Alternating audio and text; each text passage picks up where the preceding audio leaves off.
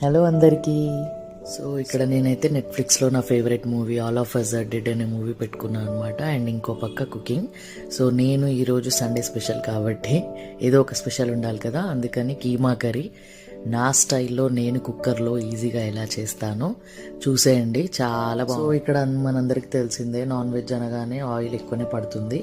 So ఇక్కడ నేనైతే oil heat అయినాక 2 బిర్యానీ ఆకులు తీసుకున్నా, 2 దాల్చిన చెక్క తీసుకున్నా, 3 ఇలాచి అండ్ 4 లవంగా, ఒక 10 మిరియాలు అయితే తీసుకున్నాను అనమాట.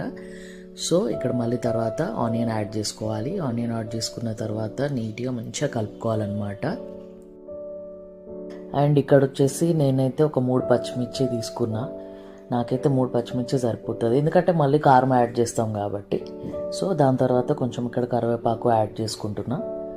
మంచిగా ఇక్కడేమో కొంచెం పసుపు యాడ్ చేసుకుంటున్నా. పసుపు యాడ్ చేసుకున్న తర్వాత కొంచెం మనకు ఆనియన్స్ ఫ్రై అవ్వాలి కాబట్టి సాల్ట్ అయితే యాడ్ చేసుకుంటున్నా. యాడ్ చేసుకున్న తర్వాత ఒకసారి కలుపుకోండి.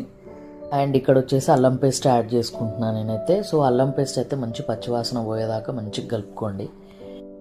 సో ఇప్పుడేమో మనం నీట్గా కడిగి వాష్ చేసి పక్కన పెట్టుకున్న కీమాని అయితే యాడ్ చేసుకుంటున్నాను అనమాట. ఈ కీమాని మనం నీట్గా కలుపుకోవాలి, ఎందుకంటే అల్లం పేస్ట్ వేసాం కదా.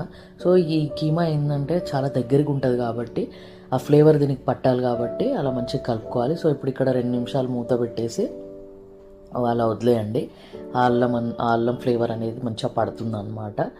సో ఇప్పుడు ఇక్కడ టొమాటో యాడ్ చేసుకోవాలి. అసలైన ఫ్లేవరే ఇదన్నమాట. అసలు కీమాలో నాకైతే చాలా ఇష్టం టొమాటో ఫ్లేవర్, ఇలా మంచిగా ఉంటుంది అనమాట కీమాలో, ఎస్పెషల్లీ కీమాలో నాకు నచ్చుతుంది. సో టమాటా యాడ్ చేసుకున్న తర్వాత ఇప్పుడు ఇక్కడ నేను ఒక 2 స్పూన్స్ కారం అయితే తీసుకుంటున్నాను, ఎందుకంటే ఫస్ట్ ఒక 3 మిర్చి తీసుకున్నాం కాబట్టి ఇప్పుడైతే 2 స్పూన్స్ కారం తీసుకున్నా. అండ్ 1/2 టీ స్పూన్ జీలకర్ర పొడి తీసుకున్నా. ఆ తర్వాత 1 స్పూను ధనియాల పొడి తీసుకున్నా. అవన్నీ వేసిన తర్వాత మంచిగా కలుపుకోండి. ఈ ఫ్లేవర్స్ కూడా పట్టాలి కాబట్టి ఆ అన్ని ఫ్లేవర్స్తో సూపర్ ఉంటుంది అరోమా అనేది. సో ఇక్కడ నేను 1 గ్లాస్ వాటర్ తీసుకుంటున్నా. గ్లాస్ వాటర్ తీసుకున్న తర్వాత మంచిగా కలుపుకోండి. అండ్ ఒకసారి కలుపుకున్న తర్వాత గరం మసాలా పౌడర్ యాడ్ చేసుకోవాలి కొంచెం.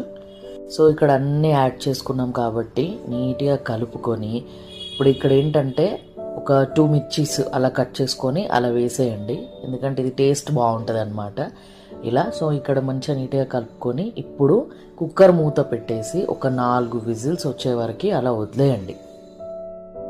సో 4 విజిల్స్ అయితే వచ్చేసినాయి అనమాట. 4 విజిల్స్ తర్వాత సూపర్ వచ్చింది కీమా కర్రీ అయితే. సో ఇక్కడ లాస్ట్లో కొత్తిమీర యాడ్ చేసుకొని మంచిగా కలుపుకుంటే yummy yummy tasty keema curry ready.